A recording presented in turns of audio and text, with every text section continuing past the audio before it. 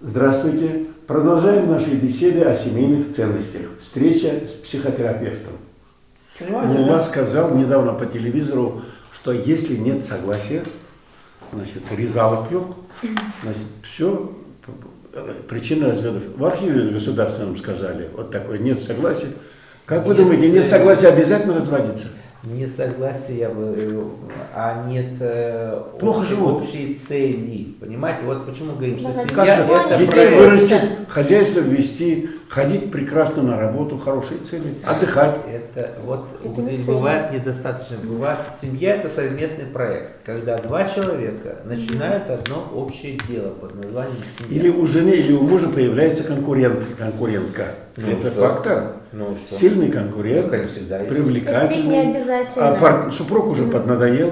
Так нет, она всегда этот фактор есть. Мы, понимаете, мы живем в обществе. И всегда есть кто-то, кому может понравиться чужая жена или чужой муж, да, если так слово чужой здесь подходит. Или холостой, или там незамужняя женщина. Это жизнь, мы люди, мы так устроены. Вы благословляете? Что? Благословляете развод? В ряде случаев, да. А что вы хотите? Каких? Если, например, вот муж там, вот, ну, в классику возьмем, бьет, из дома выносит. Что? Что вы терпи, чтобы семья ради была, что ли? А если человек, допустим, в паре один человек стремится к развитию, постоянно меняется. Вот действительно, молодой парень и девушка полюбили друг друга, поженились. Им было по 18 лет, по 20. Сейчас им, скажем, по 35. И жена за это время получила несколько образований, работает, там, развивается, очень сильно повысила свой уровень дохода именно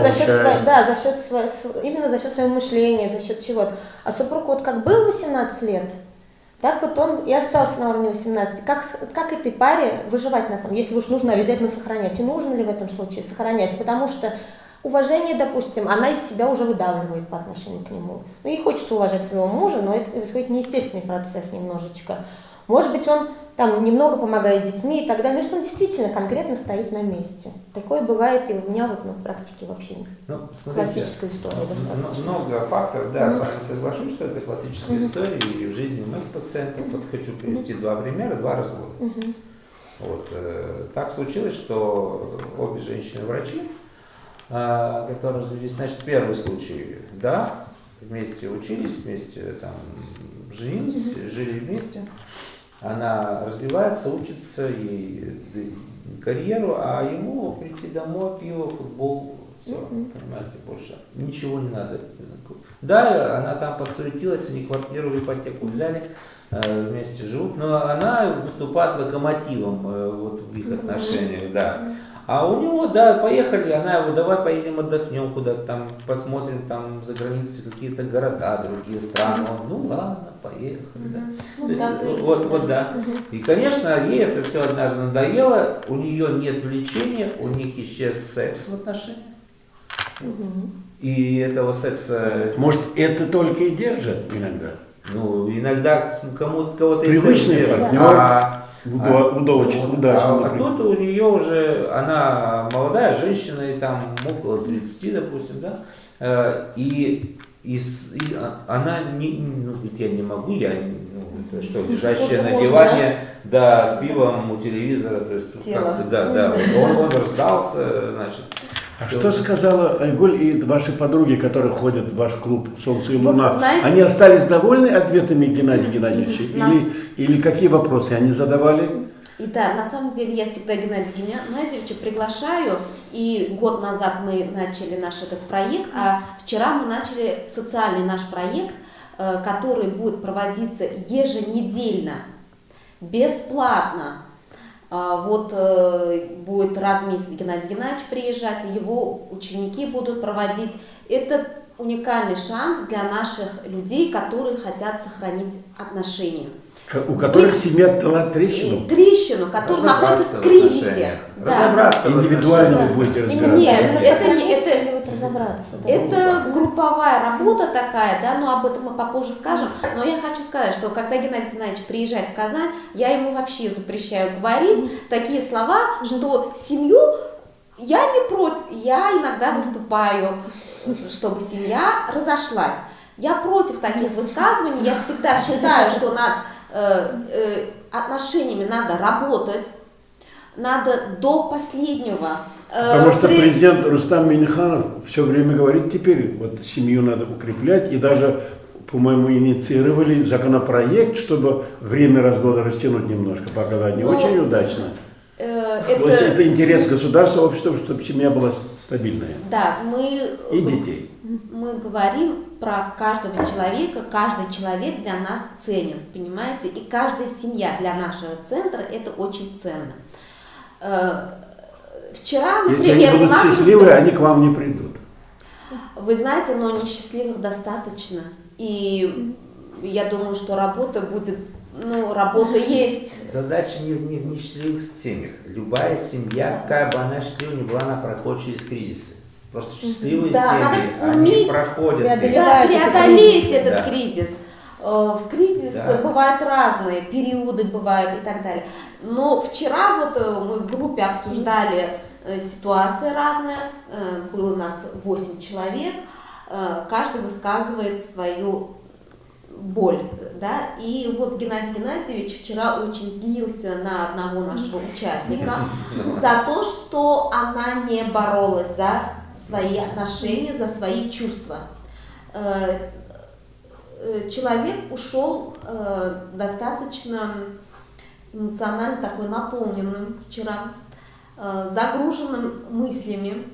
Я думаю, что, учитывая, что наша группа будет еще дальше работать, она еще придет, получит какие-то ответы на свои вопросы. И возможно, что ее жизнь наладится в отношениях. То есть это не важно, с бывшим мужчиной или... Это давайте расскажем, вы сделаете выводы. Давайте, может быть, про кризисы какие, Геннадий Геннадьевич, бывают, и эту форму работы нашей групповой, которая у нас я понял. Видите, задача все-таки центра не сохранить семьи, которые уже, по сути, разрушились, а именно помочь людям разобраться в отношениях, суметь грамотно их проработать, чтобы действительно не получилось так, что отношения разорвались, а от этого никому лучше не стало. То есть пошли на поводу эмоций каких-то чувств, не всегда адекватных. Мы же переживаем разные кризисы, в том числе и личные. Например, кризис среднего возраста, когда человек, уже находясь в таком зрелом. Сколько лет? Там плюс-минус, скажем так, около 40, да, Когда человек уже понимает, что он не молод, что уже многие, как у глаза белые. Да, я уже многим не стану, да, то есть, мне уже многим не стать, как глаза пел, да, песня об этом. И в то же время есть определенный груз проблем, которые приходится решать уже исходя из этого. А в душе действительно хочется сесть в кабриолет с молодой какой-нибудь и уехать на край света от жены с детьми, понимаете, от этих проблем. И он же еще интересен, может быть, в каком-то плане. Тем более она молоденькая или новенькая хвалит. Говорит, какой принц. Богатый, сильный, мощный. Конечно, да. И у женщин тоже по-своему этот кризис переживается. И, конечно, это находит отражение в отношениях с супругой, с детьми. Поэтому, если говорить о кризисах, то, психологи любят делить кризис такого-то года жизни, такого-то. Мне не нравится эта классификация, потому что она не рабочая. Потому что кризисы в отношениях возникают независимо от года жизни семьи. Они возникают от изменившихся обстоятельств. Супруг потерял работу, уволили или сократили его, да. В семье стало меньше денег. И настроение хуже. Разумеется, кризис в семье. И напряжение. Да. Хотя по периоду, вроде бы, должен быть хороший период. Психологии. Да, то есть вроде бы никакого кризиса не должно быть, да. А тут жена говорит, слушай, денег не хватает, да, вот я привыкла к определенному уровню жизни, а где вот это недовольство высказывать. Ты уже меня не удовлетворяешь. Да, Вот, я да. пойду. Или у них родился ребеночек, да? Вот, Вот интересно, да, родился ребенок. Вот, Это тоже кризис, тоже еще кризис, какой. да. Да. Потому что отношения меняются между супругами. Если раньше они там больше внимания друг другу уделяли, больше как-то вместе времени проводили, то здесь получается, слушай, вот как пришел с работы, наконец я передохну, возьми, погуляй с ребенком, да, займись там, поиграй, что с ним, что сделать, я пойду там свои дела там поделаю, потому что не давал он мне сегодня ребенок ничего прибраться. И вот муж, уставший с работы, приходит ему еще вот, оп.